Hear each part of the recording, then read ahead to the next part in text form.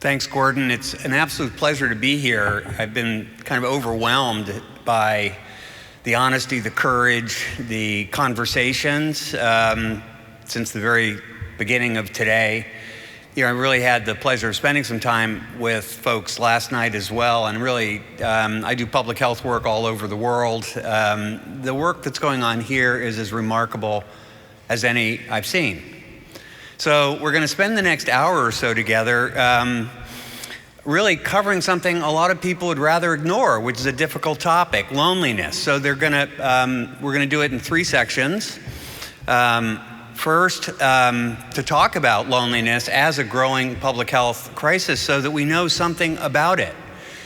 Like hope, like hopelessness, there are things that have been learned about loneliness and connection that are useful to know if we want to design programs to address it. And then we're going to introduce an idea that I don't think is new to this community based on conversations I've had, some of the artwork out in the hall, some of the artwork that's already been talked about, which is that creative expression, the ability to share sometimes difficult thoughts and feelings, may have a place in connecting us, and that's particularly important in this community. And then what we'll try to do is put all these puzzle pieces together and see if there's some opportunities for immediate action. Planning for the future is great, we'll do that too, but what can we do right now? But we're gonna start with some polling questions. So I promise I'm not gonna ask people by show of hands to talk about if they are lonely, because everyone is lonely from time to time and desiring better social connections than what they feel they have. But the question I will ask is, in the last year, is there someone you know, and it may be you, but it may be a friend, a neighbor, a relative, a coworker, that you think has been often or very lonely? Raise your hand if you believe that's true. Okay, that's including the vendors. No, sorry, kidding. That's about 100%, by the way, for those who can't see the extent, which is that's kind of interesting right there. Now, question two, in the last year, has anyone said to you out loud, I feel lonely? Okay, so that's only about half as many. So just pay attention. What's going on there when we all know someone who's often or very lonely and we're only hearing about it a little bit, and as you might imagine, speaks to some important things like the stigma of saying you're lonely out loud. Now, the last question, and there's no right or wrong answer to this, but it's an important one. Do you think loneliness is more of an issue now than before March 2020, which is when the World Health Organization declared COVID a worldwide crisis? So raise your hand if you think it's worse now. Okay, I agree. I think it is worse, and I think it's being driven by a variety of factors. The inexorable uncertainty about what's going on geopolitically, what's going on economically. This has put enormous amount of stress on both individuals and communities, and you see it in our communities. This pulling back because people are in a defensive crouch. They're not sure what's going to happen next, and so they pull back and they withdraw, and we all get lonelier as a result. So it feels that this talk is particularly timely in a setting where we're not sure where this loneliness is going to go. And so as the first part of the talk, I'm going to talk what is loneliness and what are the consequences. But to set the stage, I wanted to point out that it is viewed as a crisis, not just in the US, but worldwide. So whatever's going on, it's going on very broadly. All the more important to understand what's driving it, even before we get down to what can we do about it. So first of all, what is loneliness? And many people are a little confused about it. It's not the same as being alone. Being alone is objective. Do you have social contacts? Are you isolated? And that can have health issues also. But being lonely is very specific. It's the gap between the social connections you wish you had. And it can have devastating consequences, this loneliness. So we're going to walk through it. The ones that don't really surprise people is the mental health aspects. It is probably the biggest preventable risk factor for this classic triad of emotional health conditions: depression, addiction, suicidality. That's the big reason why it's such an important topic for this community. Well, a lot of drama going on behind me, but I'll just stay with this talk.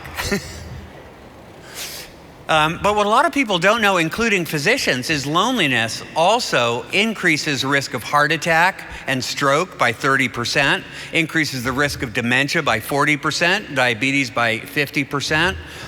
And it does it not because of the emotional effect, it's because loneliness as a brain state actually increases inflammation and reduces immune system function. So many of the illnesses that are inflammatory illnesses, like cardiovascular, get significantly worse or increase in their prevalence. But it would probably be enough to merit attention with just the illness effects, physical and mental, of loneliness. But the other very important thing is that when you're lonely, it's very hard to fully thrive, experience joy, flourishing, full human potential, which is kind of the point of being alive, not to just not have illnesses. So it all comes together as a major opportunity to look at health broadly. So what else do we need to know about loneliness to be fully prepared to navigate it? So a few things that I think are really important. One is to know that as we get lonely, and this was studied in the 2000s by John Cacioppo at the University of Chicago, phenomenal observation that you may know from your own experience. As people get lonelier, the world starts looking more threatening. So normal daily activity can look very scary. And so our brains tell us it's a scary world out there and we react accordingly. I'll share why that's such an important issue in a minute. But the other thing that goes on in our brains is we become less rational. We can't think through what's best for us, what's best for our circumstances. It's very emotional and very impulsive. So if you think about the people when you raised your hand that you know are lonely, you might have seen these changes in their behavior. Why is that so important?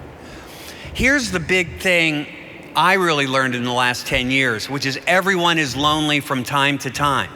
The occasional twinge that you want to have more human connection may be the most human feeling there is.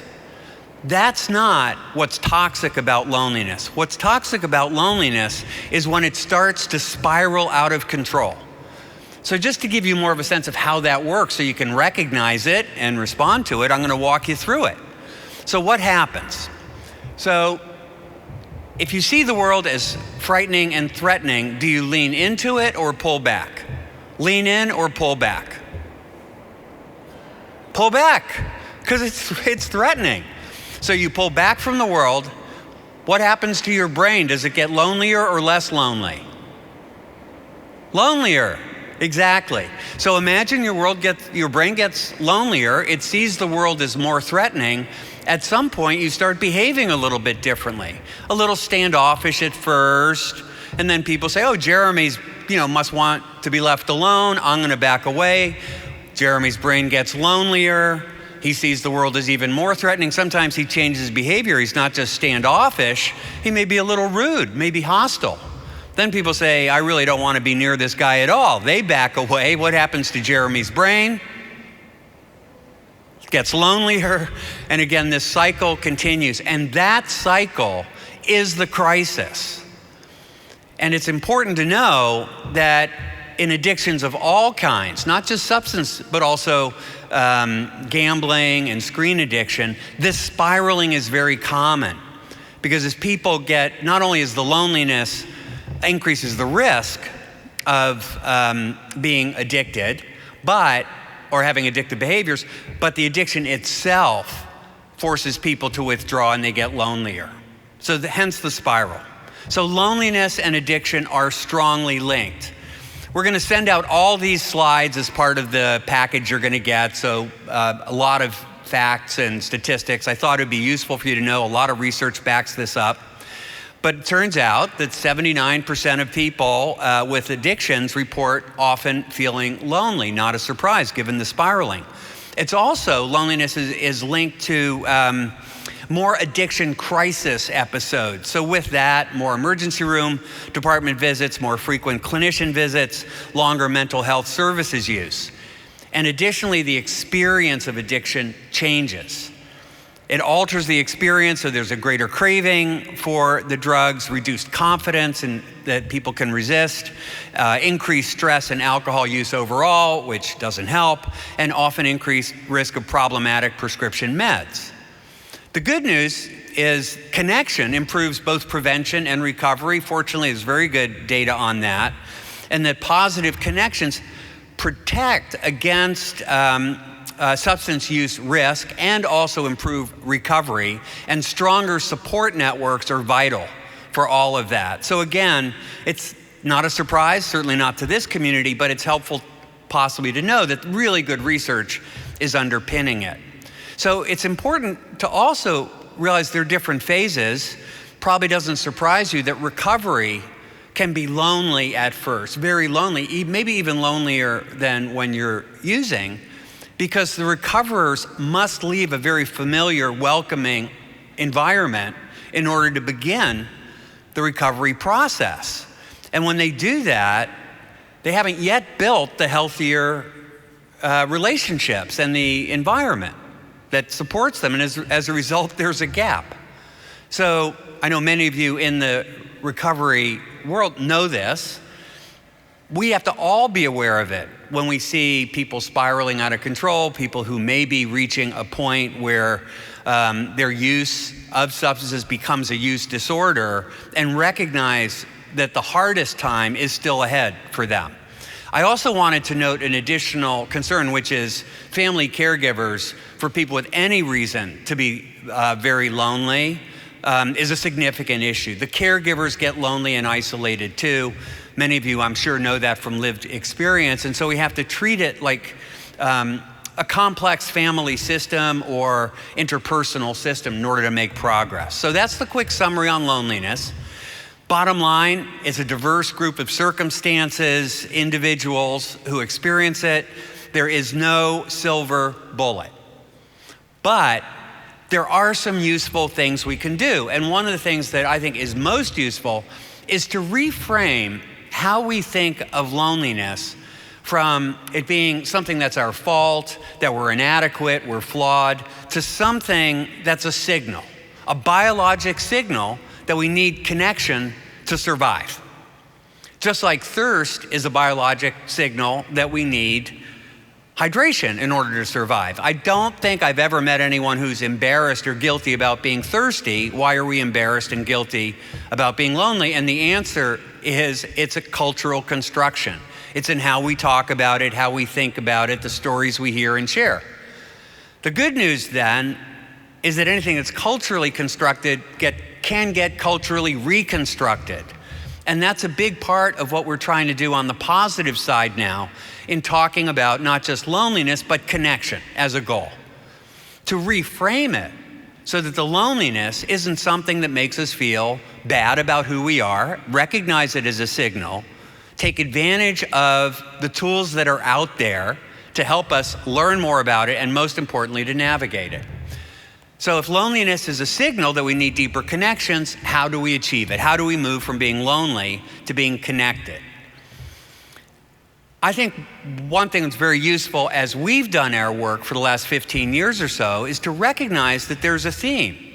That somehow, if we can invite people to feel part of a bigger story than their own personal circumstances, they feel more connected. And there's several interesting ways to do it. I'm going to talk about one in detail, but I want to mention two others. First, spending time in nature for a variety of reasons actually invites people to experience awe and wonder in a way that connects them, not just to other people, but to themselves and to the bigger human story. So think about the power of nature, wonder, and awe. Another activity that connects people to a bigger story, and we've seen lots of examples, and there are many in the room, is serving other people. As simple as that sounds as an action, it puts you into the bigger human narrative of experience.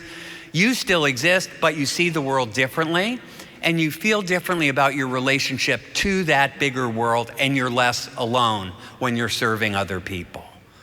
And getting to know this community, I'm sure you're familiar with that and how it can be so sustaining. The last thing, and where I'm going to spend some time on, and we're going to do some activities together. Spoiler alert, we're going to be making some art together in about 8 minutes, is this not so new idea that the arts and creativity can connect us. And it starts with a question: why has there never been a culture without art? These are cave paintings from 20,000 years ago, and it's as simple as handprints on the wall.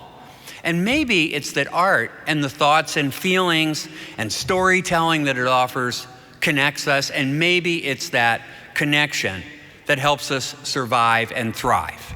And there's very good and growing science evidence for that. It turns out that all the traditional arts work. So music, visual art, language art, movement, that's dance, all connect you to the bigger human story, allows you to express thoughts and feelings in personal ways that connect you. But then you think, what other types of creative work? So culinary arts. Can I see the hands of the chefs out there who love to cook? Right, this is a really fun thing. It's a connecting activity. Textile arts, knitting, sewing, weaving, quilting. These are really long-time traditional artworks. I hear more men are taking up knitting. Good for us. And how about gardening? Can I see the hands of the gardeners? So I love gardening. It's the world's slowest performing art form. So behind all of this, it's because creative expression in the arts literally rewire our brain. I can't go through all of it, but it does it by reducing the stress hormone cortisol, so we're kind of geared down away from fight or flight, increases the feel-good hormones of dopamine, serotonin, oxytocin, so we're in a good mood. That's a nice way to meet other people. But most importantly, it reverses that spiral where the world looks threatening. So in creative experiences, actually, that spiral goes the other way. The world looks more welcoming, more inviting. So we're willing to tolerate the risk of engaging with that world and getting the positive rewards that then allow the spiral to go in the other direction. So that's the important impact on the brain. But it also, the arts encourage us to tell our stories. Almost all art form is a form of storytelling, and we're going to experience that together in a couple minutes. And as I said, it invites us to be part of a bigger story. Now you might say, what does that have to do with addiction? It turns out, again, the research is very clear, a lot of it just in the last 3 years, that creative engagement makes the change, addiction-related change, lifestyle changes, feel safer, easier to initiate, and less overwhelming. It turns out it's because the arts helps people or invites them to express what is hard to say. And then once they say it, people respond, and they feel not only less alone, but they feel less guilty, ashamed that it's their fault. And the creative work can awaken feelings that often the use of substances eradicate. And not just awaken the feelings, but change them into more positive ones. And same is true for the use of creative arts in support recovery. So creative programming makes learning and the experience of recovery more personal and meaningful. People engage with it faster and in a more impactful way. And the early studies also show that the arts in this phase reduce depression and anxiety, which are kind of side products of addiction but get in the way, and encourage positive attitudes like hopefulness, for instance, we heard about this morning, to accelerate the journey. So again, good science will be sending that around to you. So in quick summary, what does creative expression offer? First of all, it's fun and non-threatening, unlike many things we have to do to improve health and well-being. The second is it activates people emotionally, intellectually, socially. It's like a stimulant, a non-toxic one. And it promotes a general sense of well-being. And the last thought I'll share about art is this quote from Nietzsche. Many of you may relate to this. We have art so we may not die of reality. Okay, so what do we do about it? Project UnLonely is a project of our nonprofit foundation. And we've been doing this work on loneliness for almost 15 years, leveraging the power of creative arts. So now here comes the fun part. I'm not going to show you more slides. We are going to start having a little bit of an art making experience for the next 20 minutes or so. I hope you'll find it fun. And to actually facilitate and lead us through that experience, I'm going to invite Chris Doucette, who is the executive director at the Foundation for Art and Healing and a great facilitator, to take over. Please, a warm hand of welcome for Chris. Yep. Thank you very much. How about a hand for Dr. Nobel, everyone? He got through the storm, literally, behind him. But I think the storm has passed, so I think we're good. It is my pleasure to be able to facilitate a creative making workshop with all of you today. Dr. Nobel does the hard science, and I get to come up and do the fun creative making exercise. Are you guys ready to have fun? All right, so let me start by saying that if you want to participate in the Colors and Connection workshop, please come to the front. There are many, raise your hand if you have extra seats at your table with art supplies. If you're in front and you have extra seats, okay, so for the people in the back, if you see a raised hand, come up front. There are a few dozen seats and art supplies for you. Super fun. All right, and this is the workshop that we have for in the room. For the people at home who are live streaming this event, I'm sorry you can't be here this afternoon, but we do have something special for you. We have one of our Project UnLonely films. It's a 15-minute short film that we think you'll really love. So if the AV crew would be so kind to send the live stream folks to the short film, they will do that while you are in this room doing some creative making. All right.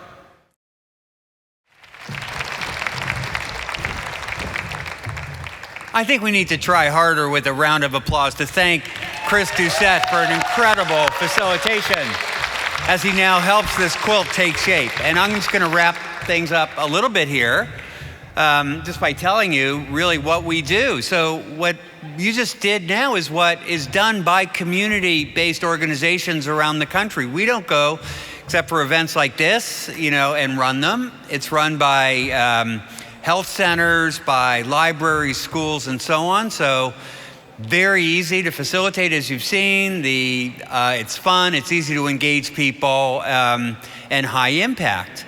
And here's how it works. Because everybody, as I said, is lonely from time to time. So think of a pyramid of vulnerability to loneliness. At the base of the pyramid is everybody, because everybody is prone to being lonely.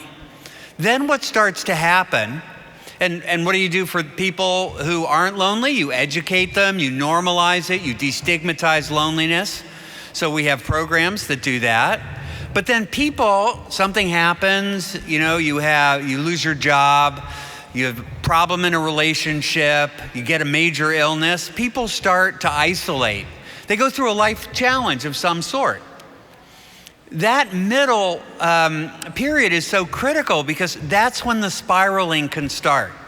So that's when it's really helpful to recognize what loneliness spiraling looks like and start doing activities like this. Reach out, connect socially with people, take advantage of local resources, because if you don't, you move to the highest level of disconnection.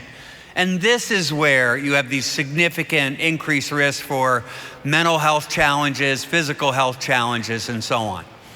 So this is where we fit in with what we produce. These workshops are not for people at the top tier who are going through acute crisis. It's for everyday people who just want to better understand connection. And if they start to accelerate into some kind of a spiral, this is a stabilizing emotional experience for them. So this all becomes part of these opportunities for immediate action we have right now. First of all, to educate ourselves and our community that loneliness, everyone is lonely from time to time. It's not a sign that you're defective or flawed. It's a signal that we need human connection.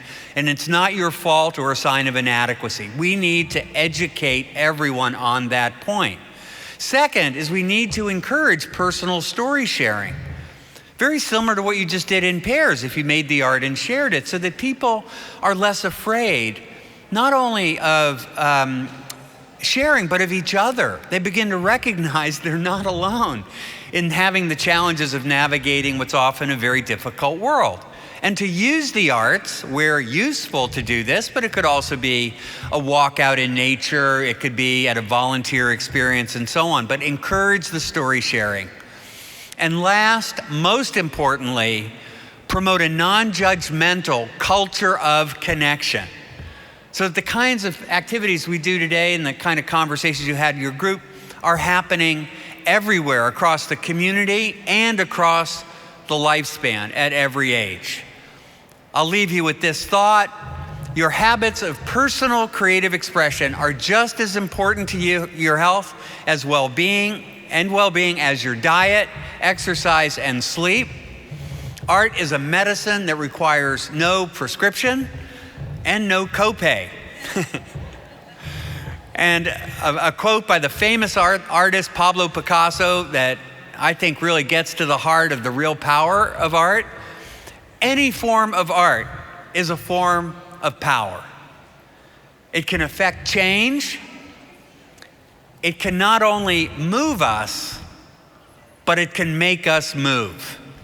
We can connect with ourselves, with others, with a bigger human story. Thank you very much.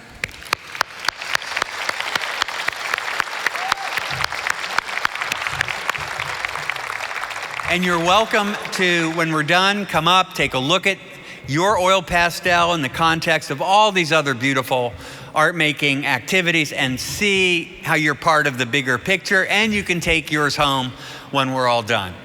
So thanks again, enjoy the rest of the event, and look forward to staying connected with all of you. Stay tuned for an email that has the slides.